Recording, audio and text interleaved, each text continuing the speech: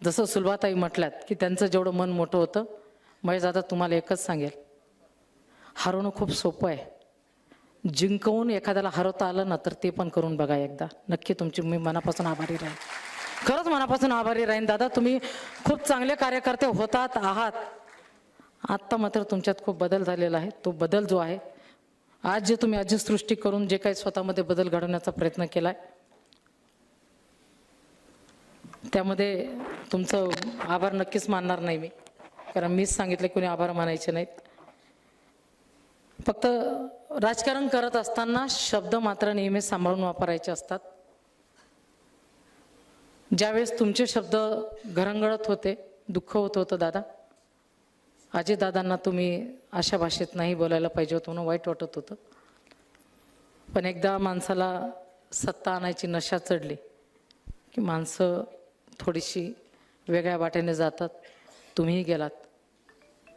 सत्ता कुणापासून कोणाच्यासाठी आणायची होती मला माहीत नाही, कारण राष्ट्रवादी काँग्रेस, भारतीय जनता पार्टी, शिवसेना सगळे राज्यात एकत्रच आहेत.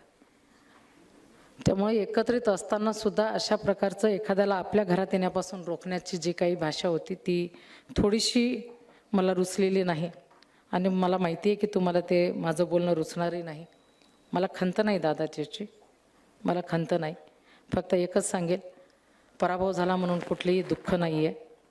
लढले, खूप ताकदीने लढले, अजितदादाच्या ताकदीने लढले. त्यांनी सांगितलं वाघीण मागं राहिली, बरोबरीत नेणार. माझा भाऊ गेलाय, माझा बाप गेलाय, हिम्मत देऊन गेलाय. हिम्मत माझी कोणी चोरू शकत नाही. हिमतीने लढणार आहे. इथून पुढे एक ताकदवर विरोधी पक्ष कसा असतो ते मी तुम्हाला दाखवून देणार आहे. या शहराला मला दाखवायचं आहे. दबणार नाही मी कुठल्याही दबावाने.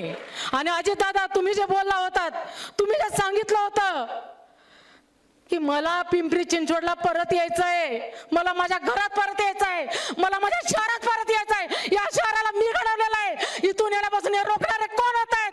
अजितदादा तुमच्यासाठी तुमची बहीण, तुमची पोरगी इथं छाती टोकपणे मी लढणार आहे. जे जे या ठिकाणी अजितदादाच्या पायी कसणार आहेत त्यांनी एकदा जरूर अजितदादाला सलामी म्हणून कोणी पक्ष न सोडता कुठल्याही दबावाला घाबरता आपण काही श्रद्धांजली देणार आहोत दादांना.